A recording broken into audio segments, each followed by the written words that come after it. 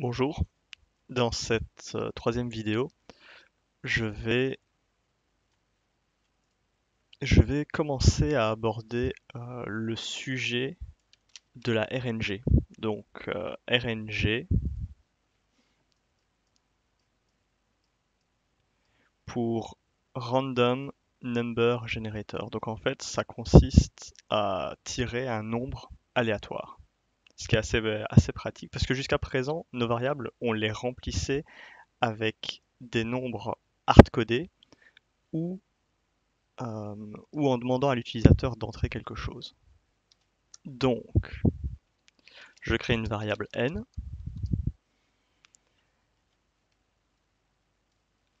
J'assigne comme valeur à n mat.random. Et j'affiche la valeur de n. Donc ici, on voit la présence de l'objet mat qui contient une grande quantité de fonctions, mais celle qu'on va d'abord voir, c'est donc random. Donc on va voir qu'est-ce que ça nous retourne quand on tape mat.random.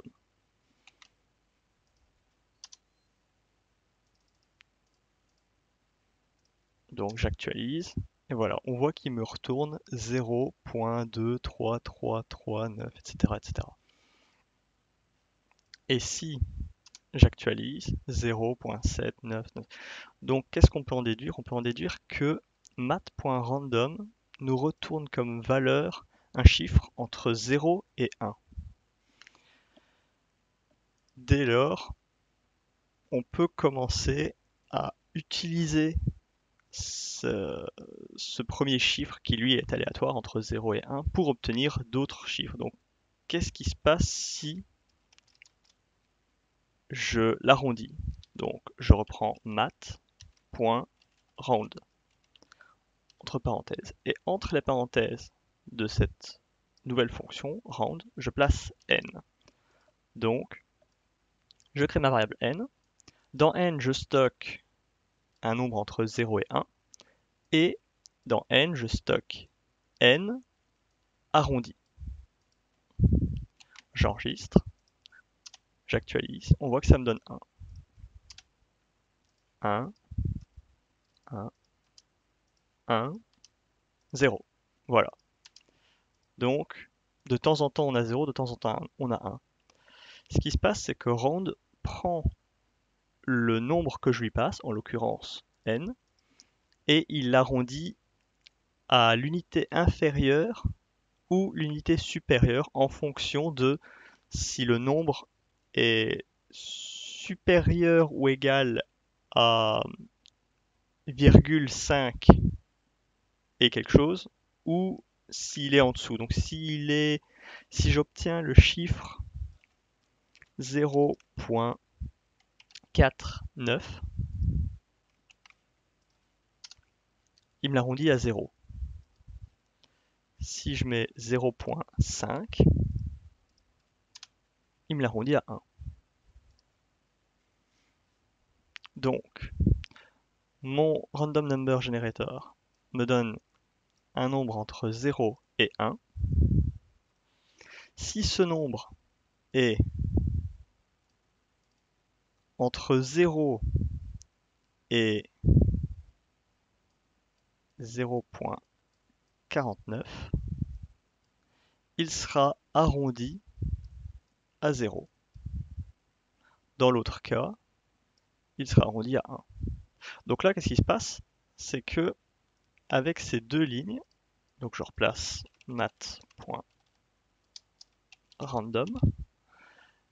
avec ces deux lignes, on a déjà un random number generator, sauf que il ne fait que du 0 ou du 1. Or, des fois, on aura besoin d'avoir plus. Donc, qu'est-ce qu'on pourrait faire face à ça? On pourrait multiplier la valeur n avant de l'arrondir. Donc, ma valeur n est entre 0 et 1 avec des virgules. et je la multiplie n fois, le fois s'écrit avec l'astérix, fois 5. J'enregistre. 5, 2, 4, 3, 3, etc. Donc maintenant, notre random number generator nous génère un nombre entre 0 et 5. Donc c'est vachement chouette, mais juste générer un nombre aléatoire, c'est pas... Enfin, ça fait beaucoup de traitements, ça fait 3 lignes à ajouter à chaque fois qu'on veut créer un nombre aléatoire. Et en plus, il faut spécifier ici manuellement parmi ces 3 lignes au milieu de tout. Donc, qu'est-ce qui serait intéressant de faire? Ce serait quand même bien qu'on ait tout ça qui soit simplifié par juste random, imaginons. Et si je veux que ça soit entre 0 et 5, je vais mettre 5. Alors, la fonction random n'existe pas. Par contre, ce qu'on peut faire, c'est créer notre propre fonction random.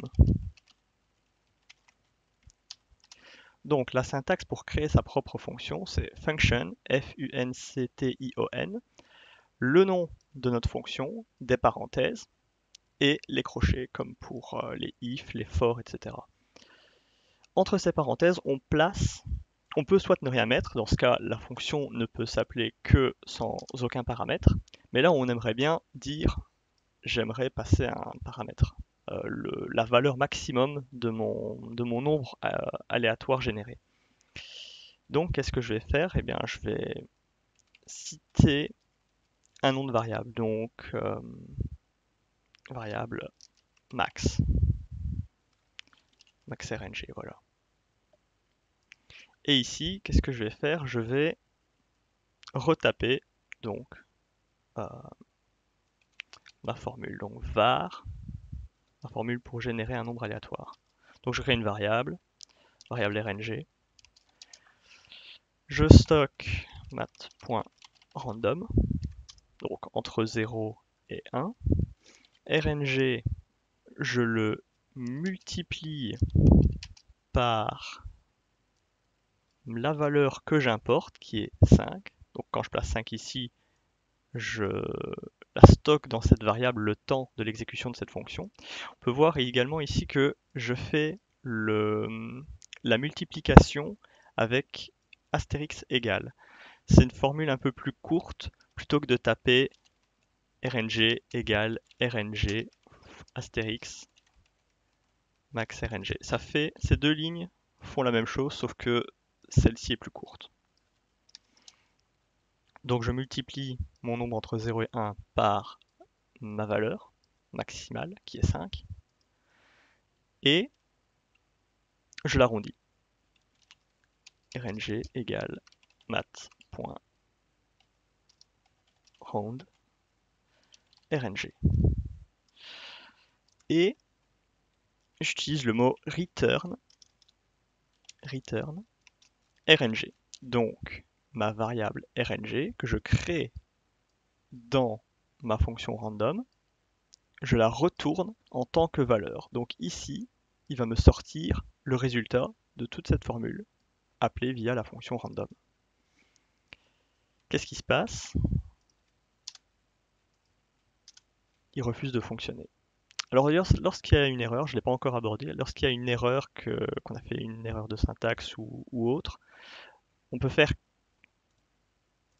F12 pour ouvrir le menu. Et ici, on a accès dans la console aux erreurs. Ça marche également si on fait clic droit, inspecter. Donc, expected token var. Si je clique ici, je peux voir la ligne qui me pose problème, et c'est ma ligne où je crée ma fonction. En effet, je ne peux pas appeler ma variable var. Si je ne mets rien, en théorie, ça marche, mais par souci pratique, je vais mettre let. Donc là, je vais commencer à voir le principe de variable let. Donc LET fonctionne comme var, sauf que les variables créées de cette façon cessent d'exister quand elles quittent le champ de le champ donné où elles sont créées. Donc la variable let créée ici n'existera que dans ce champ-là. Si je mets let ici, pareil, RNG cesse d'exister quand il arrive ici. J'actualise, une erreur. Donc non, en fait, je me suis trompé. On ne peut pas du tout mettre de paramètres, de type de variable, oui, de type de variable en soi. Donc je mets juste le nom de ma variable ici. Et là, oui, il ne me met aucune erreur. Très bien. Donc c'est exactement pareil, sauf que toute la partie génération de nombres aléatoires, je l'ai mis dans une fonction à part. Et donc c'est que ce code-là est appelé. Puis une fois qu'il arrive à random, il exécute ce code-là, le code de ma fonction à part.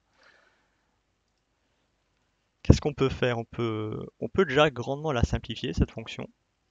C'est pas obligatoire, mais ça peut être pratique. Donc, qu'est-ce qu'on peut remarquer? On peut remarquer que ici, je stocke dans RNG mode.random, puis je le multiplie. Donc je peux faire la multiplication ici. Et donc j'économise une ligne. Ensuite, je peux me dire qu'ici, j'arrondis RNG, sauf que RNG, je l'ai déjà stocké avant, donc je peux, pareil, le placer plus haut. Ce qui me fait économiser une deuxième ligne. Et ensuite, pour finir, on peut se dire que RNG est stocké dans une variable alors qu'il est retourné juste après. Je peux tout simplement le retourner immédiatement. Et là, notre fonction tient en une ligne. Bien sûr, il y a des limites à l'optimisation d'espace. Le mieux que je peux conseiller, c'est de ne pas hésiter à s'étendre sur plusieurs lignes à partir du moment où visuellement le code vous paraît plus simple.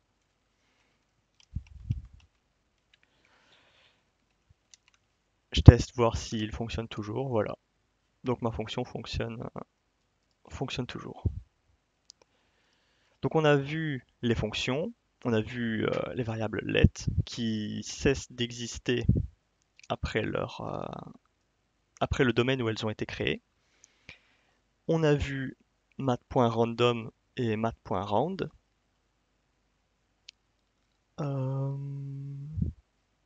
Je pense, je pense que c'est les principales choses qu'il fallait que je voie. Il y a également, je vais vite faire une dernière petite parenthèse. On a vu qu'on peut stocker dans une variable du texte entre guillemets.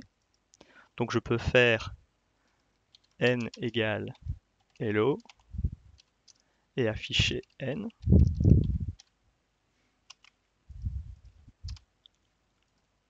Hello. Je peux stocker des nombres. 5. Mais je peux également stocker une condition. N égale 0. Donc c'est les mêmes conditions qu'on a utilisées pour les if et les boucles. Donc qu'est-ce qui va me sortir? False. Pourquoi il me retourne false? On pourrait croire que c'est du texte, mais non, c'est le dernier type de ce qu'on peut stocker dans une variable, à savoir true ou false. True ou false fonctionne comme un interrupteur on-off.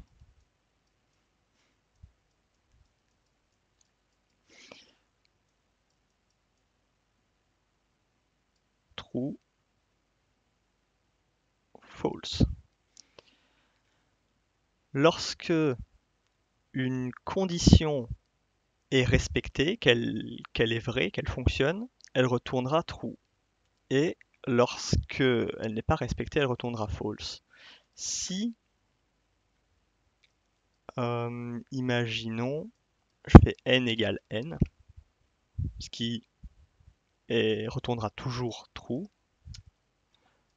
Est-ce que 3 est égal à 3? Oui, donc il me retourne true. Je peux également écrire volontairement true. On mettra que contrairement aux chaînes de caractères, je ne place pas de guillemets. J'actualise, true.